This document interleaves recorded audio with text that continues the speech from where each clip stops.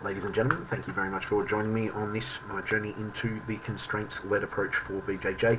My name is Sam Battlefields, and today is a sad day, but I'll be reviewing Aaron's class. The reason why it's a sad day is one of my students and close friends, Ben, who I have mentioned numerous times on this channel, passed away on Monday night, and I received word last night and have been going through the grieving process.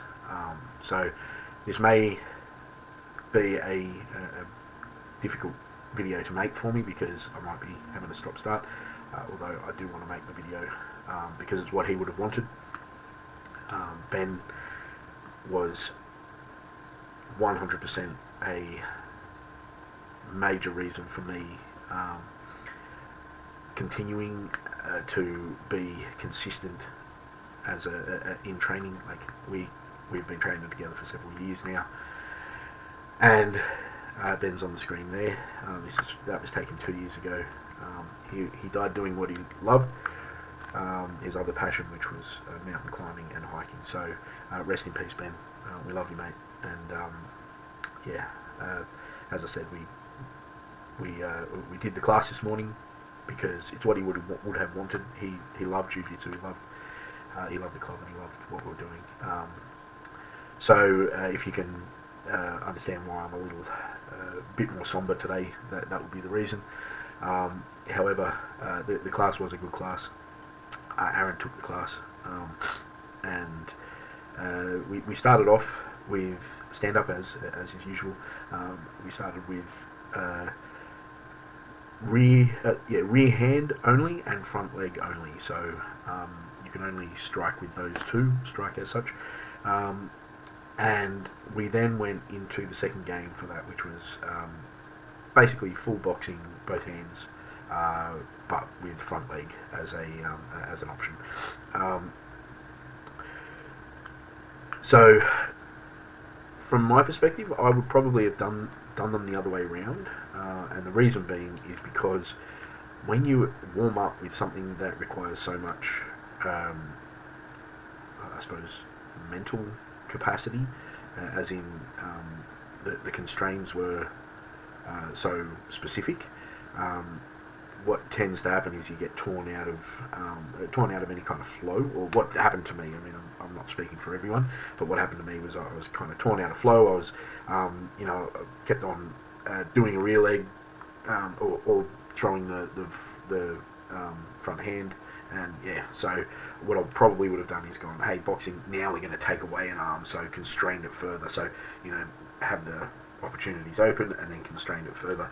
I suppose that's a little bit different to how we might do other things. But hey, look, it definitely had the effect of requiring, finding different and difficult openings. So, either way you want to do it, the only reason why I would say that I would do it that way is because, being that it's the first thing out of the blocks, it's kind of like I'm not even kind of warm and I'm ready to go. But that's still valid in my opinion.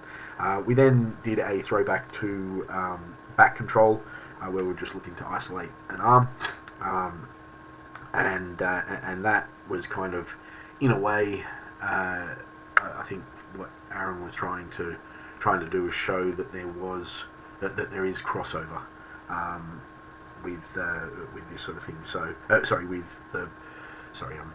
seeing the picture online. So crossover with the main game and the main control aspect.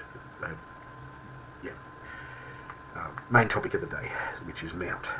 So the first game was isolating the arm on the shoulder, similar to what we were trying to do yesterday, and that was good. There was some really cool stuff that, and by isolate the arm on the shoulder, basically getting that section, the top section of the arm, and Aaron did a really cool win condition, which was you have to hold the anywhere above the elbow on your ear for 3 seconds. So that was cool. And then the second win condition, the second game, the win condition was to get your chest on their tricep and hold it there from now. So a couple of things that emerged from this. One, I did put in a quick stipulation after the first sort of go round of that first game, the isolate arm on the shoulder, being that we start the person on the bottom starts in a prayer position. The reason being is because everyone would sort of quickly cotton on that, it's actually easier to start with your frame on their hip. So I wanted, I realised that that's that the game was trying to separate the elbow when they're trying to escape, which is fine. Like the win condition for the person on the bottom was to escape, but being that we spent quite a bit of time working on escapes last week, I didn't want them to have the perfect setup to escape in order to do that. So that was pretty cool. And one of the things that came up quite a bit was that people were struggling with the control while also attacking the arm. So it was for me what I was finding. I think there's the element at the moment of system degeneracy in that I'm working out ways that I don't have to go apeshit to get what I'm looking for. I don't really know if that's the terminology for it, but I don't have to go into panic stations to get what I'm looking for. Actually, don't worry about that. I'm never in panic stations anymore. I'm just getting my frames and working off that, and it's really cool. For me at the moment, I'm trying to get the same outcome for minimal effort. Is the bottom line. The system degeneracy as is the what do you call it, the academic language around it. Ridwan employed, so we rolled at the end. Ridwan employed a really cool thing where I finally got him in high mount, so he was fucked, but he did what I said, which was just constant movement, but he kept his hips flat on the floor, just going. But ultimately, and I didn't get him, which is gold. But it definitely disrupted me. It definitely destabilized me, and so therefore I wasn't able to do the things that I wanted to do. And so we just discussed, yep, you can go but try and add in some sort of a when you're getting to the turn, destabilize by also trying to get a little bit more. What would be the word? That's lateral, so longitudinal movement. Is that right? I don't know. Anyway, so there was that.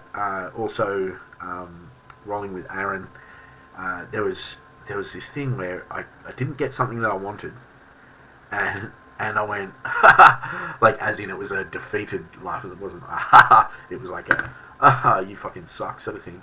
And then immediately as I saw that, I was like, damn. There's there's another thing that I could have gone to, and so if that brief moment of the laugh, if I didn't fucking laugh, I would have, and I just went, yep, okay, I've lost that, I'm going for this other thing.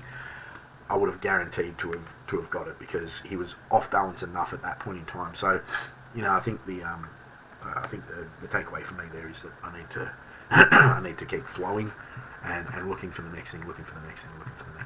Anyway, I hope you understand why I'm maybe not as vivacious, effervescent as normal. Rest in peace, Benny. Love you, bro. And have fun on the mountains in the sky and the mats in the sky as well. So, like, comment, and subscribe. Let us know if you've got any questions. Look forward to speaking with you soon. Peace.